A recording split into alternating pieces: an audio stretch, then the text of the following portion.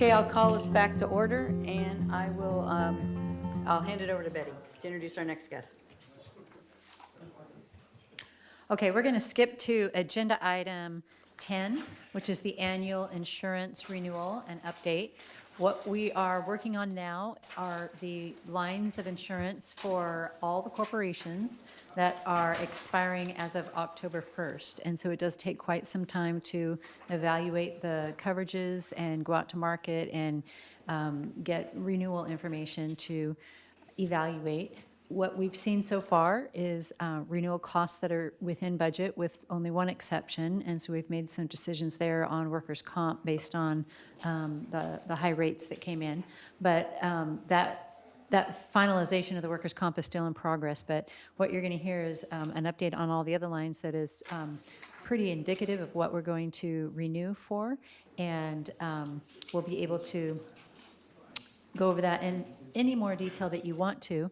We can certainly come back to any individual finance committee meeting if you want to talk specifically about the insurance policies and coverages. We're going to keep it at an overview today, and I'd like to introduce Chris Jordan, who is our broker from Beecher Carlson, and he handles the policies, and of course our in-house insurance and risk analyst, Dan Yost.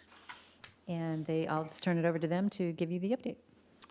Okay, welcome everybody. Nice to see you again.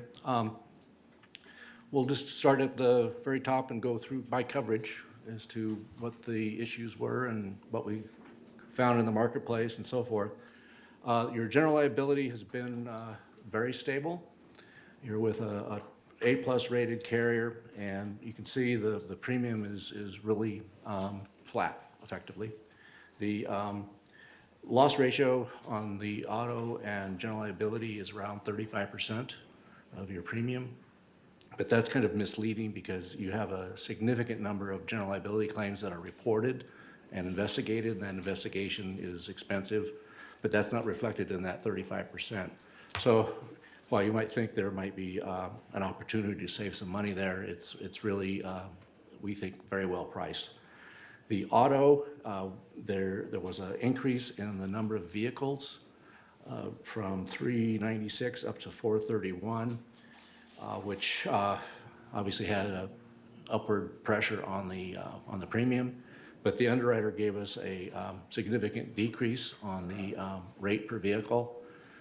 The average rate was $773, and they brought it down to $749. So that kind of mitigated the increase in the premium. And we think it's probably a blip that the increase in autos has occurred. There may be just some older vehicles that have not been disposed of yet. But we certainly recommend they remain insured until you do dispose of them. And when you do, you'll get a pro rata return on that premium. So it's however many days you have it covered is what you pay for. There's a couple other ancillary items in the general liability auto package, including your liquor liability, which you can see is very inexpensive. We are still, let me skip down to the umbrellas. We are still working with the 4 carriers that are currently on your program. They can't really get started until we get the auto and general liability premiums established, so they've been delayed on starting.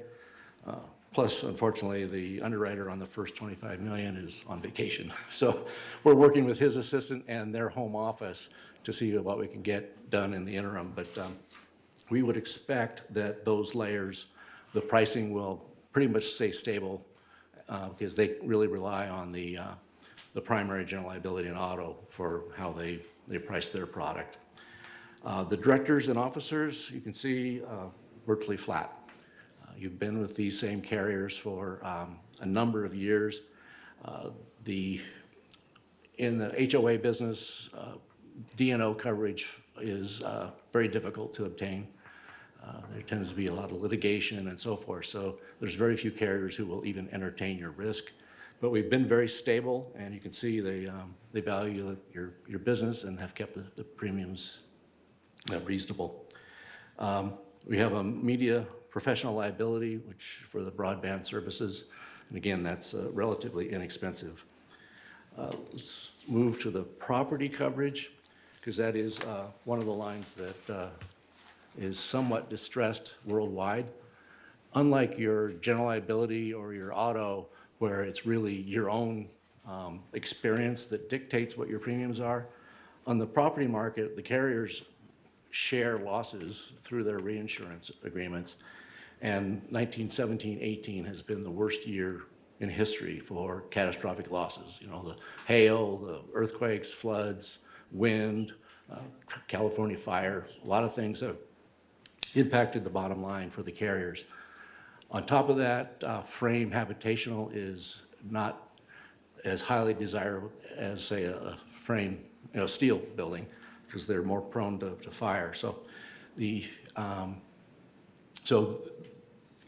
increase of 2.81% we think is very fair. If your loss ratio wasn't as good as it is, which I think it's less than 30%, you will be looking at an increase on the order of 15 to 20%. Just because carriers kind of lump all the property risks together and figure out who's good and give them the break, but really hammer the ones that have a bad loss ratio. So keep up the good work on preventing losses. Let's go back then to the workers' comp, which Betty alluded to. You've been for quite a few years now on what's called an incurred loss retro plan. And you pay the first $200,000 of each and every claim. You pay in during the first year for the first 12 months for that policy year, you pay in what the carrier expects your losses to be, which last year was $1 million. The carrier came back this year with an expected loss of $1.4 million. So plus that type of a plan is very restrictive for the carrier. They have to file the plans with the states, and they don't have a lot of latitude to deviate from those. So included in that $1.8 million is, for example, $84,000 worth of claims handling fees.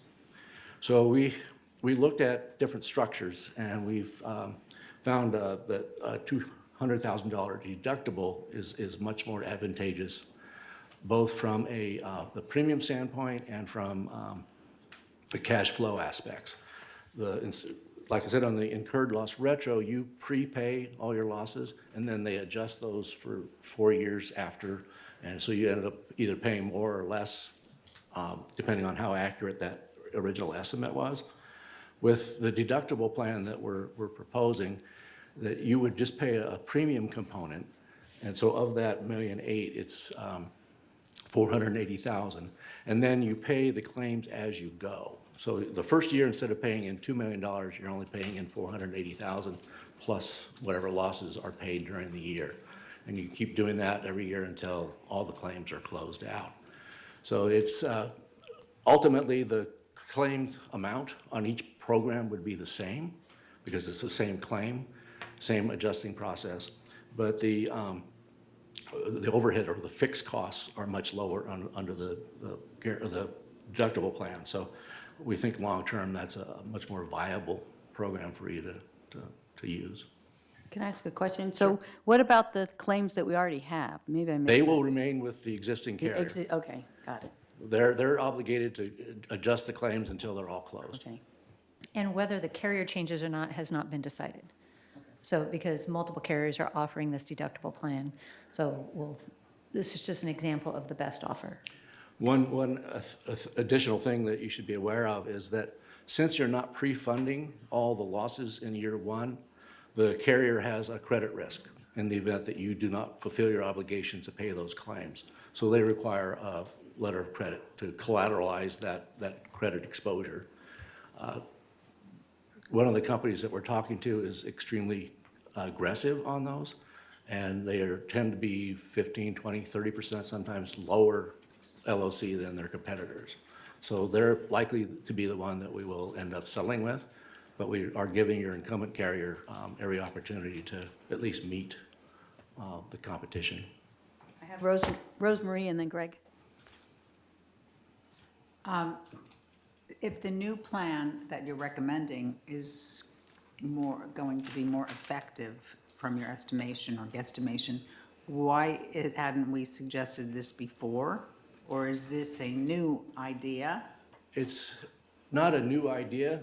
we've only been the broker on, this is only our second renewal. Okay, well, that would answer. So So, okay, you so were that's with a great Marsh for many, answer. many years.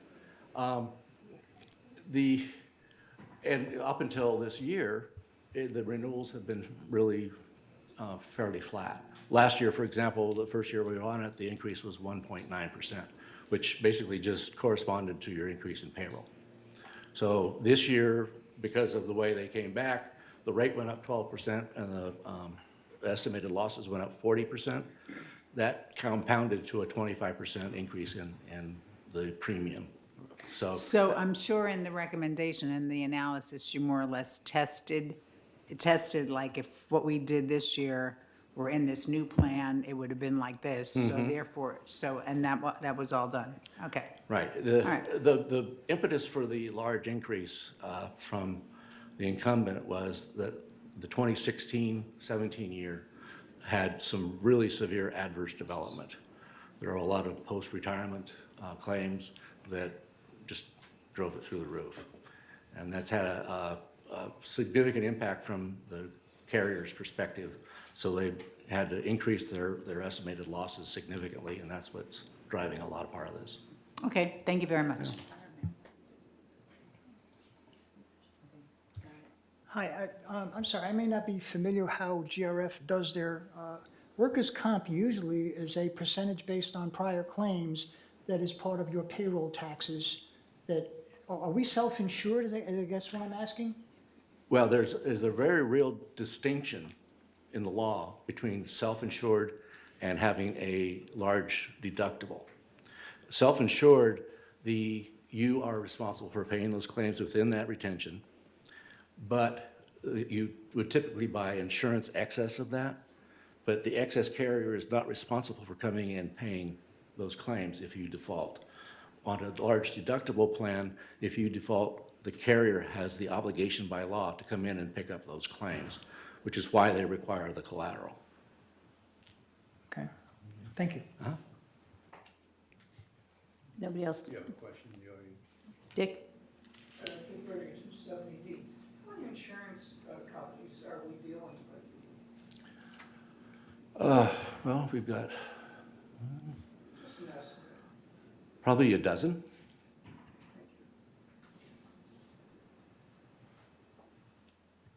Anybody else? Greg? Now, are these dozen insurance companies for different liabilities, or is this going out to bid, or how is this happening?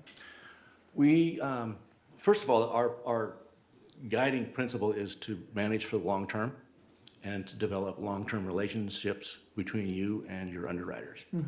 So it's for an account this size to go out and just blanket the market with applications every year is really to your detriment, because at a time when you actually need someone to really quote, they will look at it. So I've seen this, every year in a row, I'm not going to quote. Right. So what we do is then we look at what the posture is of the incumbent. How do they feel about your account? Whether they think or are telling us that there's going to be significant increases, which will then, of course, cause us to go out and select different quotes. But if the underwriter comes back and is happy with the account and it's been working well, they're familiar, they know how to adjust your claims, there's a lot of intangibles that go into that discussion. And so oftentimes we will not market, just to preserve your integrity within the marketplace.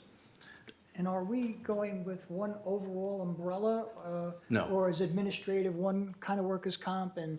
There's a different carrier. Landscaping is yeah, another one? There's a different carrier for each line of coverage. Okay, thank you. You have a question? Sorry, Diane? Oh, I just wanted to I'm new, so I just wanted to clarify, what is a post-retirement claim? You've got an employee who has retired and decides that he is hurting and goes to see an attorney who sends him to a doctor, and they start running up medical bills. And then they file a claim. And you're pretty much defenseless, unfortunately, especially in California. Anybody else?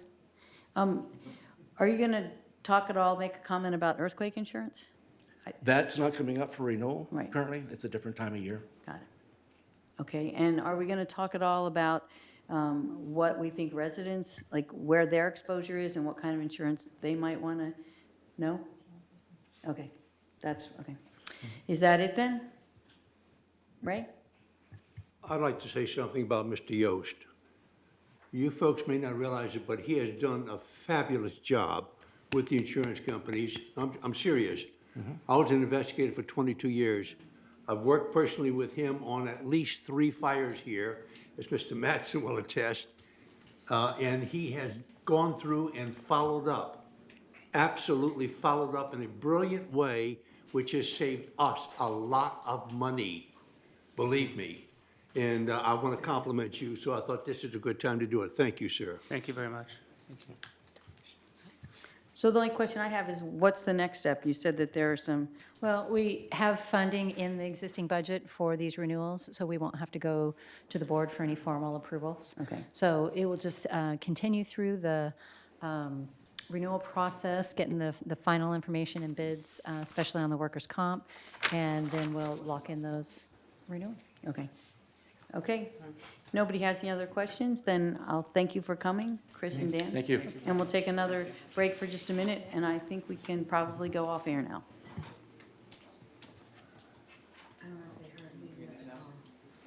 We've never had so much company.